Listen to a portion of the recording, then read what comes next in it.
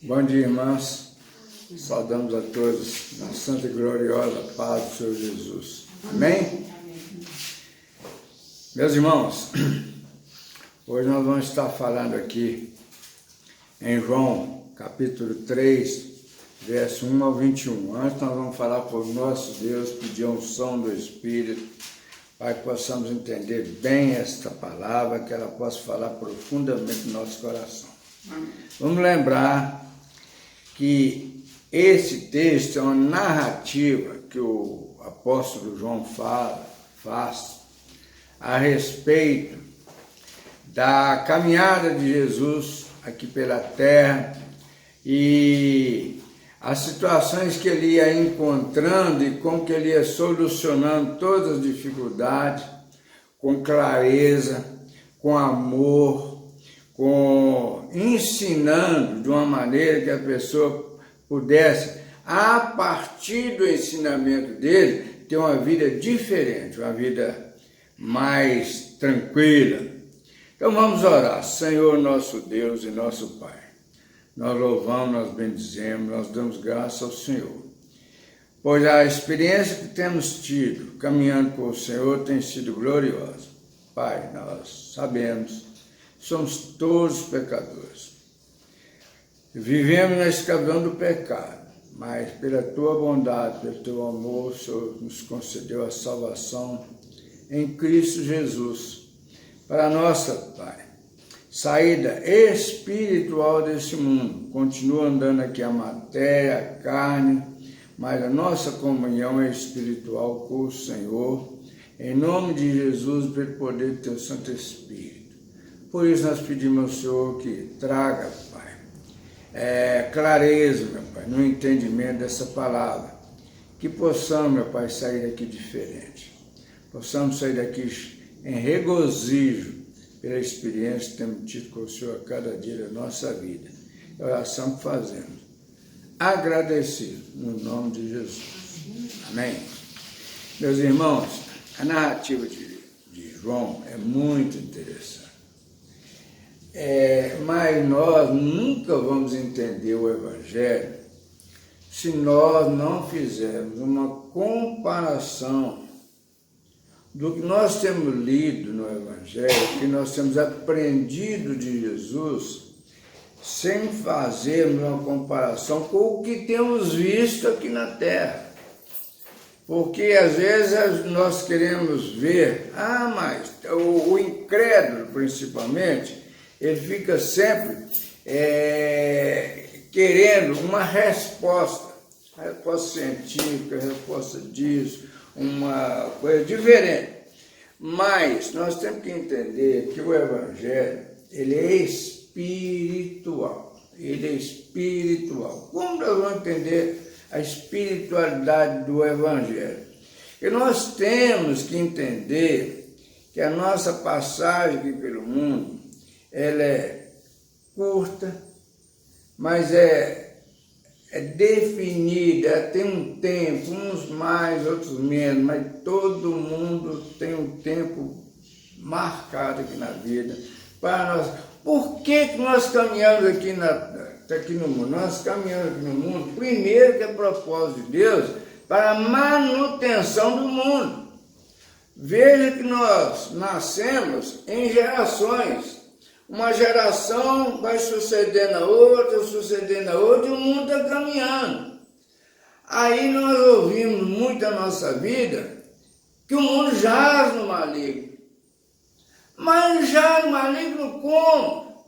É o que nós temos visto na vida, a malignidade do mundo. Então isso é uma prova cabal para entender que o mundo realmente jaz no maligno, o mundo está no maligno. Então, meus irmãos, cada dia nós temos visto aí fenômenos, desastres, malignidade, maldade, corrupção. Como nós vamos entender? Fazendo a comparação de que Jesus fala, ensina, o que nós temos visto. Isso significa dizer que a nossa própria vida nos mostra, nos ensina. Nós não dependemos de ficar procurando aqui, procurando ali, procurando aqui. A vida mostra para a gente. Então nós vamos ver aqui, nós vamos falar no João capítulo 3, verso de 1 a 21. Vamos falar primeiro até o verso 15, que é uma narrativa. Depois ela se estende do 16 ao 21. Aqui no verso 15, de 1 ao 15, diz que Nicodemo visita Jesus. Depois do 16 ao 21 vai falar a missão do Filho, a missão de Jesus.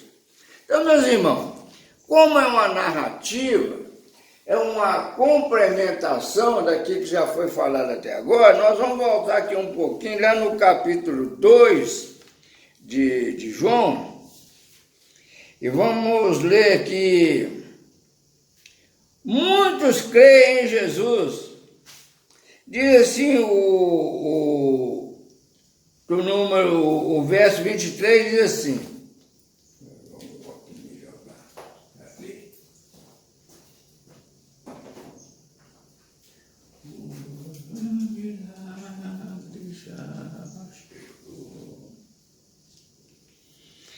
Aí diz assim,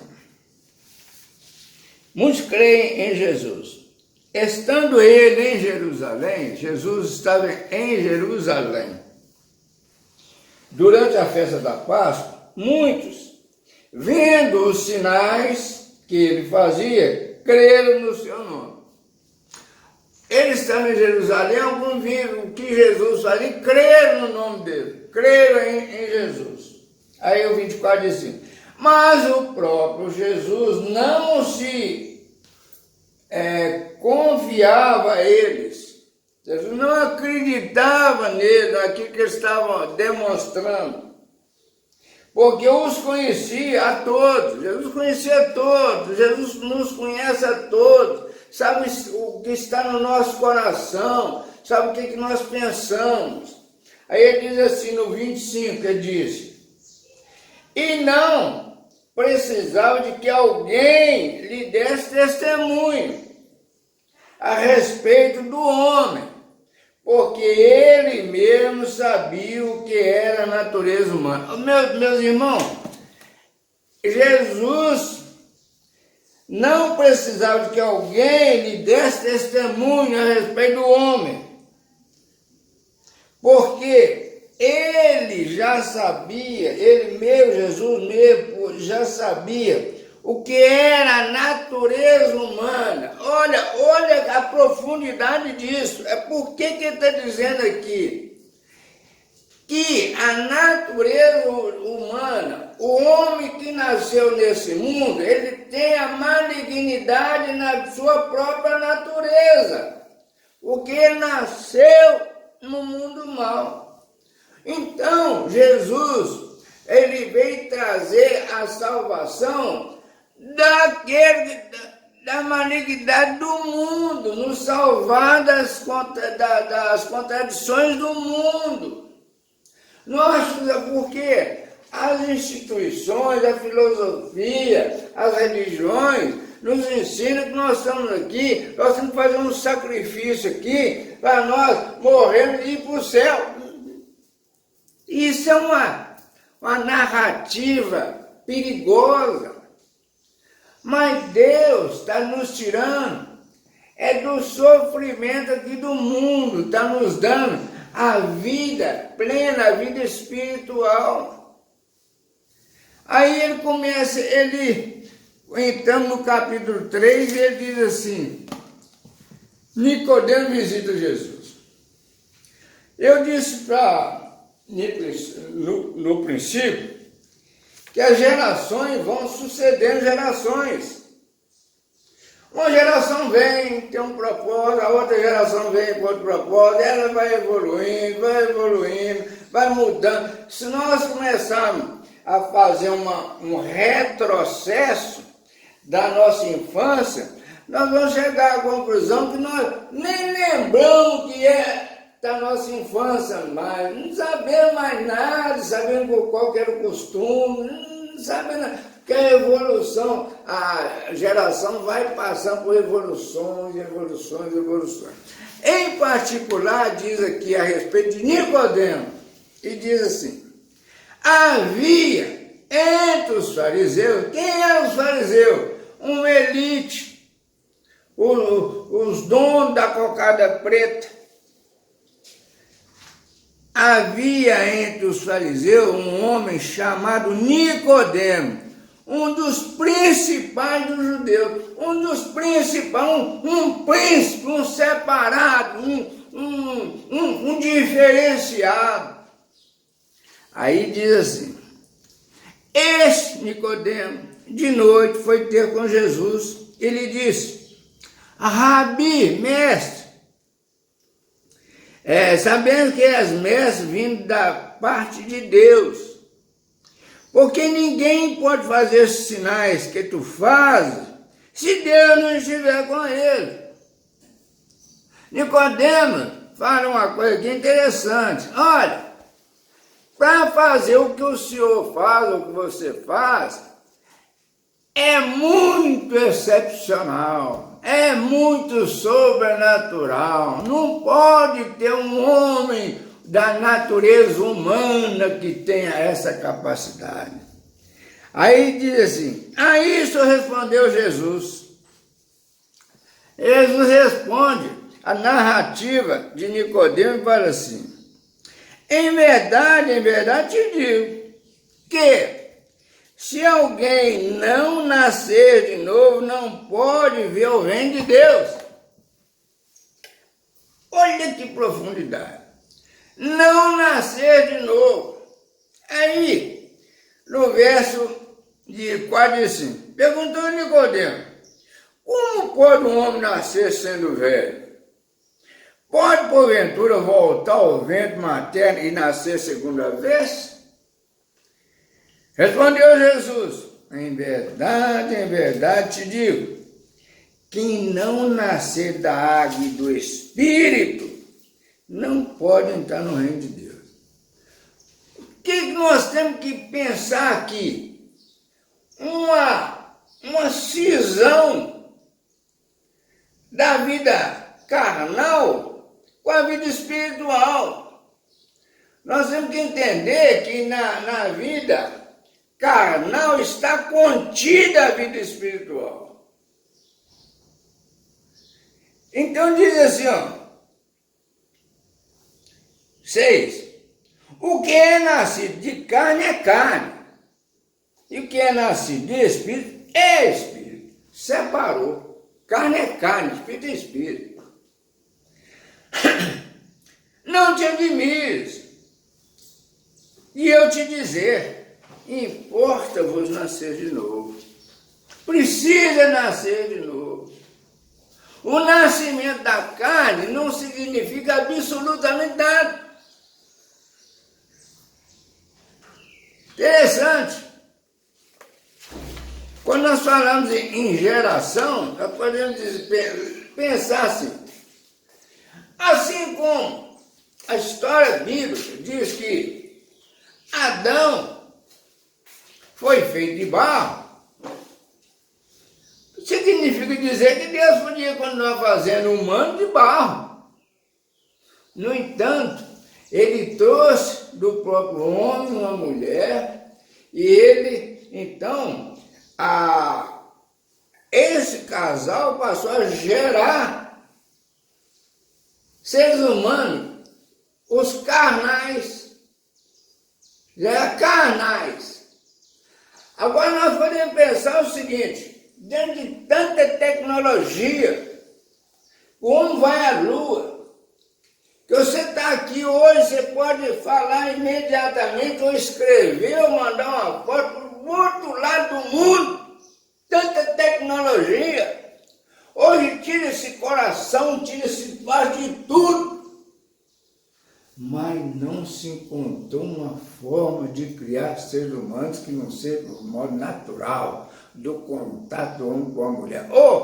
Não, mas porque hoje tem nascimento in vitro, mas com a essência do homem, com a essência da mulher. Até a clonagem depende, né? Hein? Até a clonagem. Até a clonagem, exatamente. Exatamente. Então, veja como que é que nós não precisamos que alguém nos convença. A própria natureza nos ensina e nos mostra e comprova, e comprova. Aí diz assim, o vento sopra onde quer. Quem nunca viu o vento soprar? Ouve sua voz, mas não sabe de onde vem. De onde que vem? Vem da esquerda, da direita, vem de trás, vem da frente. Ninguém sabe de onde veio. Nem para onde vai. Assim é todo que é nascido do Espírito. Então o Espírito é um tipo do vento. Você não sabe de onde que o Espírito vem, não sabe para onde o Espírito vai, você não sabe nada a respeito do Espírito, mas você sente o Espírito. Você não vê o vento, mas você sente o vento tocar no seu corpo. Olha que coisa maravilhosa.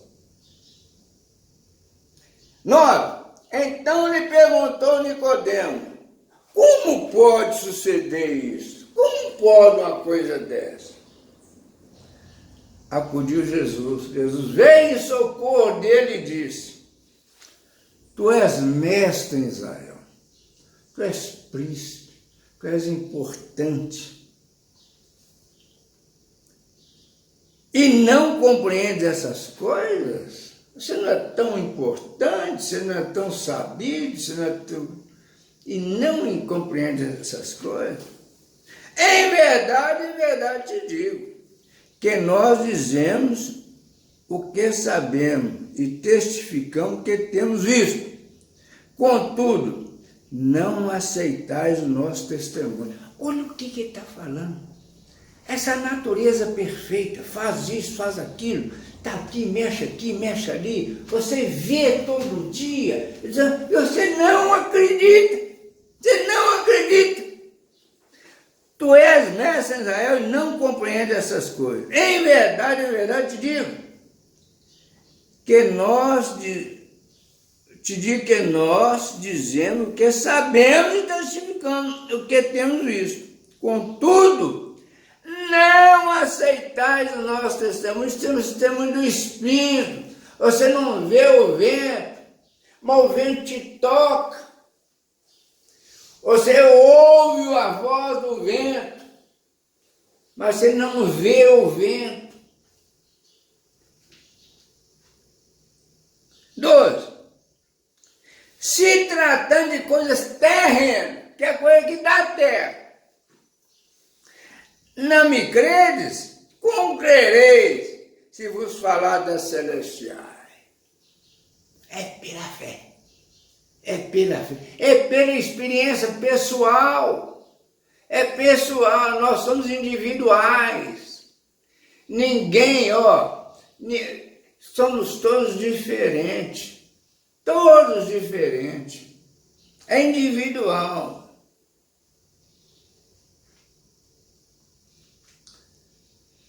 13.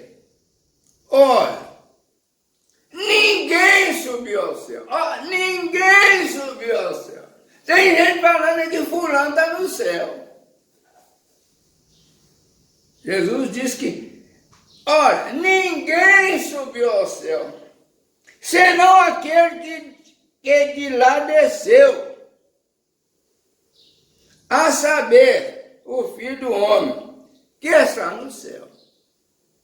Meus irmãos, olha o que está dizendo aqui, ninguém subiu ao céu. Somente aquele que de lá desceu. E que está no céu.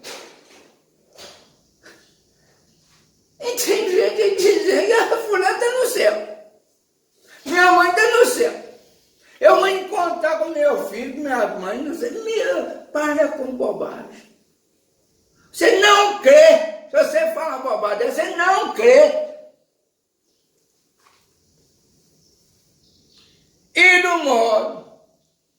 porque Moisés levantou a serpente no deserto, assim pode que o Filho do Homem seja levantado.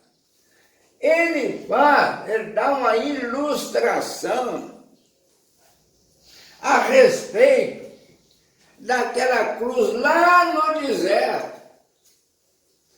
Todos sabem qual foi a história lá no deserto, mas eu vou repetir só para clarear, trazer mais presença aqui para nós.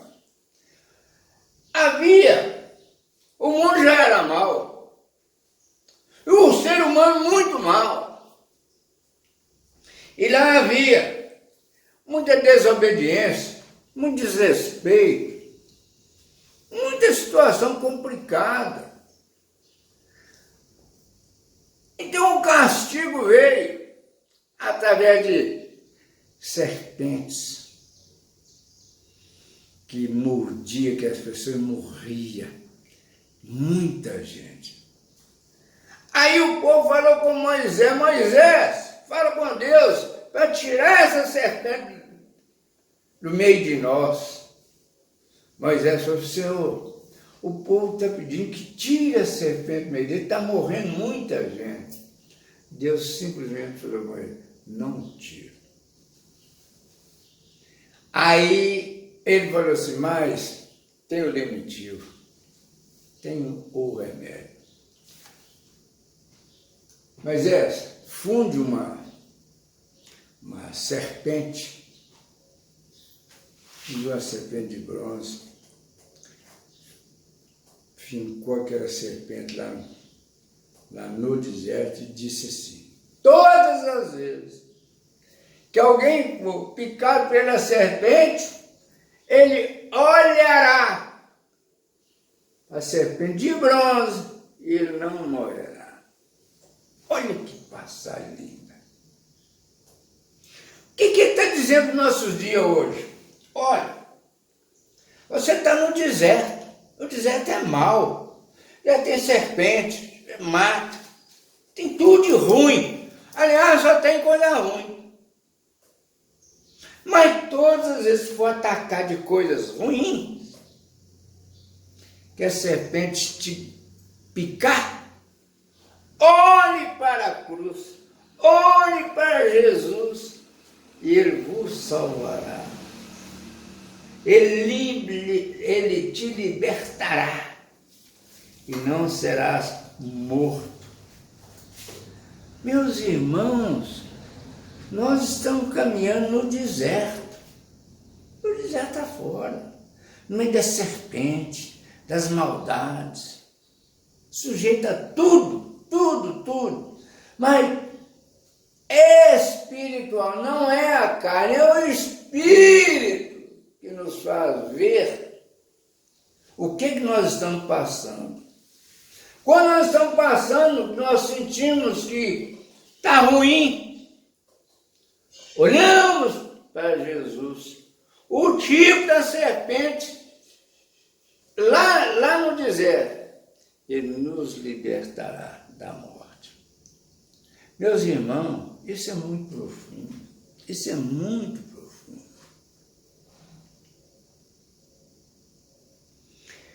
Para que todo que nele crê tenha a vida eterna. O que é vida eterna? Essa é não morrer. A carne, morre mesmo, vai ficar aí mesmo. Mas a vida eterna, você vai paz. De onde você veio? É o vento. Você não sabe de onde você veio. Ou você sabe de onde que isso aqui veio. Isso aqui veio do contato de um homem ou uma mulher. Sabe se é casado, se é juntado, se foi estupro, se foi o que aconteceu. Mas você veio foi de cá. Relação sexual. Homem e mulher. Agora, o Espírito não. O Espírito é semelhante ao vento. Você não sabe de onde veio, nem para onde vai. Você não o vê, mas o sente. Você não vê o Espírito, mas você sente ele falando com você no seu íntimo, no seu mais profundo íntimo. Para que todo que nele crê têm a vida eterna. Nós temos que crer nisso. Se nós não crermos nisso, nós vamos viver de tormento. Tormento na nossa vida. E nós não podemos esquecer disso. Nós estamos aqui em cumprimento ao propósito de Deus. Para a continuidade do mundo. Nós somos instrumentos, nós somos criatura de Deus para dar continuidade ao mundo, que Deus não muda, Deus não mente. Ele criou esse planeta Terra para estar um pessoal escolhido dele. E nós temos tido a oportunidade de fazer parte do povo de Deus. Esse que é o que nós precisamos de entender para as nossas vidas. Aqui diz, por exemplo, faz um relato bem rápido a respeito dessa passagem de Moisés, de Jesus, que diz o seguinte: o capítulo 2 faz uma ligação com o capítulo 3, nós vamos ter que ir lendo. Pega o capítulo 1, você vai entender uma coisa, vai ligar com o capítulo 2, com o 3, com o 4, até o final. Nicodemos é um homem em quem Jesus podia depositar alguma confiança. Jesus muitas vezes deposita uma confiança em nós. Às vezes sem importância nenhuma, mas Jesus deposita uma confiança nele.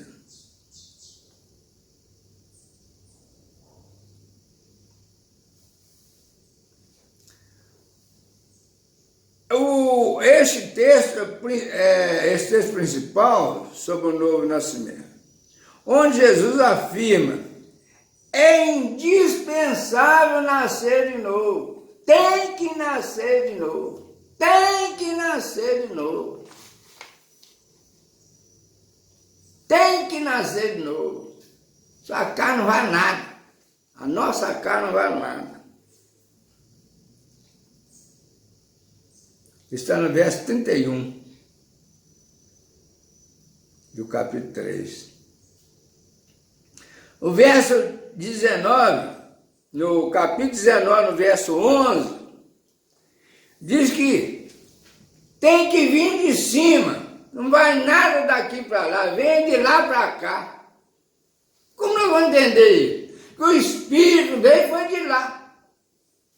Não foi, nem nada daqui para lá, nem de lá para cá, vem de cima.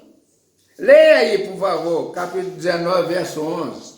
Acho que de João? É.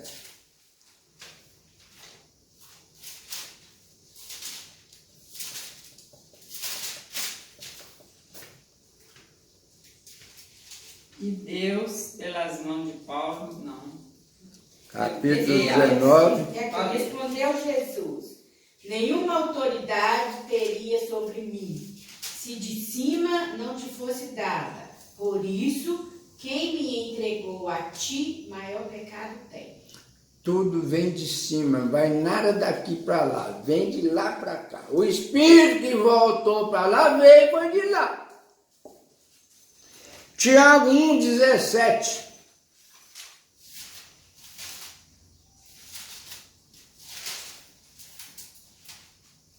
Outro pode procurar Tiago 3,17.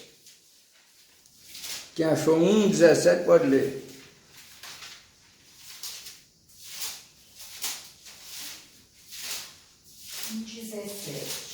Toda boa dádiva e todo dom perfeito são lá do alto, descendo do Pai das luzes, em quem não pode existir variação ou sombra de mudança. Meus irmãos, minhas irmãs, está dizendo que tudo vem do alto, coisa boa só vem do alto. Outro Tiago, o quê? 3,17.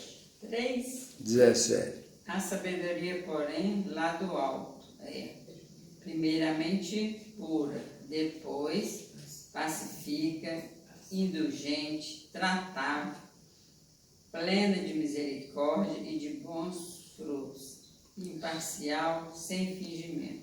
Só vem de cima, daqui para lá, aqui é só porcariada. Por isso nós precisamos de salvação, nós precisamos ser salvos. O que é do Espírito? Inescrutável, como o movimento do vento, que forma contraste com o nascimento natural da carne. O que é do Espírito é inescrutável. Ninguém pode entender, só pode sentir. E é difícil explicar. Como o movimento do vento. Como tu vai explicar o movimento do vento? Que forma o contraste do nascimento natural da carne. O nascimento natural da carne é outra coisa. Nasceu uma criança linda, mas é carne. Vai ter que nascer de novo. Vai ter que nascer de novo. Tem que nascer de novo, não tem jeito. Isso aqui é malignidade. Não adianta, é isso que está dizendo.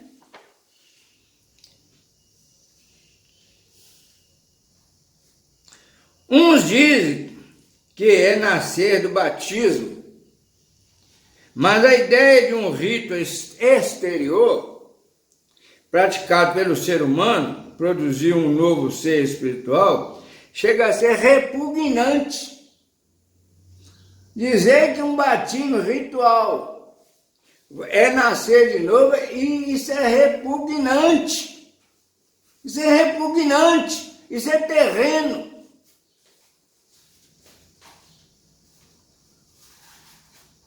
Também afirmar que o nascer da água, espírito, ser o mesmo que da carne, natural, para ver o reino de Deus, parece absurdo.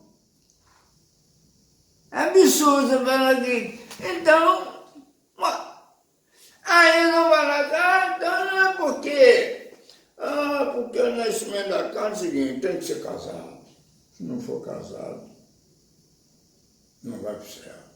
Você tem do homem, você tem do homem.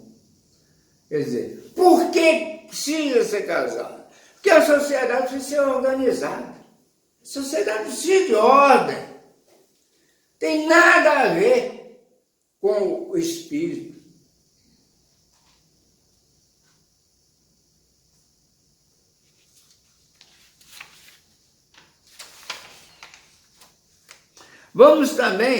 Vemos também que a geração de um novo ser espiritual é conforme Tiago 1:8. O outro é 1 Pedro 1:23. 1:8. Pois segundo o seu querer, ele nos gerou pela palavra da verdade, para que fôssemos como que primícias da sua criatura. Você sabe o que Tiago está falando aí? É pela palavra de Deus. Deus. É Deus, não é babajada de instituição disso ou daquilo, não. É pela palavra de Deus. 1 Pedro 1:23. 1 Pedro 1:23. 1:23, está aqui. Pois fostes regenerados, não de semente corruptível, mas de incorruptível, mediante a palavra de Deus, a qual vive e é permanente. Aleluia. E o que diz o apóstolo Paulo em 2 Coríntios 12:2?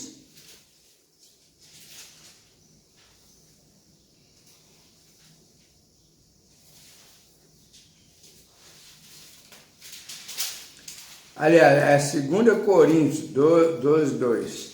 Conheço um homem em Cristo que há 14 anos foi arrebatado até o terceiro céu. Se no corpo ou fora do corpo, não sei, Deus o sabe. O que Paulo está falando? Eu fui. Como eu não sei. Eu não sei se é no corpo, se é fora do corpo. Eu fui. Ele sentiu, espiritualmente ele foi. Não sabe como foi, mas que ele foi. É a mesma coisa, se eu afirmar uma coisa, eu não tenho que afirmar para os outros, eu tenho que afirmar para mim mesmo, se eu fui ou se eu não fui. Eu não tenho que afirmar para os outros. Ninguém é obrigado a acreditar em mim, mas eu não posso duvidar de mim. Amém? Nicodemos passa por 3 situações. Nicodemos indaga, pergunta. Nicodemos duvida. E Nicodemos aprende. 3 coisas. Ele indaga, pergunta, duvida, não acredita na resposta. E aprende. E ainda tem 3 importantes variantes. Quais as variantes? O novo nascimento. Nascer do Espírito. O processo do novo nascimento. Como foi? Como que é o novo nascimento? Revelação da experiência. É pessoal. Individual. Intransferível. Você não tem como transferir essa revelação, essa experiência, ela é intransferível, porque ela é pessoal, ela é individual, ela é intransferível. Olha que coisa maravilhosa. E nós vamos dar sequência aqui a partir do verso 16, para nós entendermos o seguinte: a missão do Filho, a missão de Jesus, e diz assim: porque Deus amou ao mundo de tal maneira que deu o seu Filho unigênito, para que todo que nele crê não pereça, mas tenha a vida eterna. Oh, aleluia! Deus amou ao mundo de tal maneira que deu o seu Filho unigênito, seu Filho único, para que todo que nele crê não pereça, mas tenha a vida eterna. Porquanto Deus enviou seu Filho ao mundo, não para que julgasse o mundo, mas para que o mundo fosse salvo por ele. Salvação é para todos. Depende, de nós. Nós podemos indagar, podemos duvidar e podemos aprender. Quem nele crê não é julgado. Creu, foi salvo, não é julgado. O que não crê já está julgado, porquanto não crê no nome do unigênito Filho de Deus, o único Filho de Deus. Essa criatura. Só somos filhos de Deus em Jesus. O julgamento é este, que a luz veio ao mundo, e os homens amaram mais as trevas do que a luz, porque as suas obras eram más. Nós não nascemos no mundo mal, nós somos malignos. A única coisa que veio bom, veio lá do alto. Daqui para lá não veio nada, não foi nada.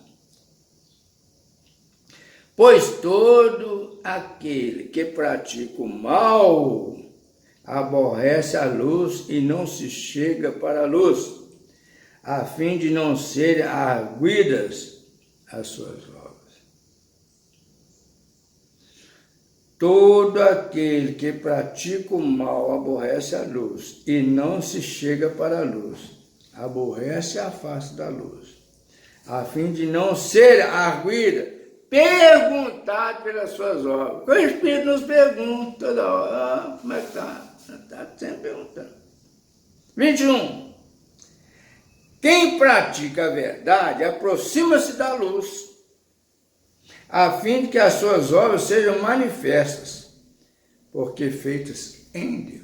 Meu irmão, isso é lindo, isso é lindo, isso é maravilhoso, isso é para nosso crescimento impressionante, impressionante.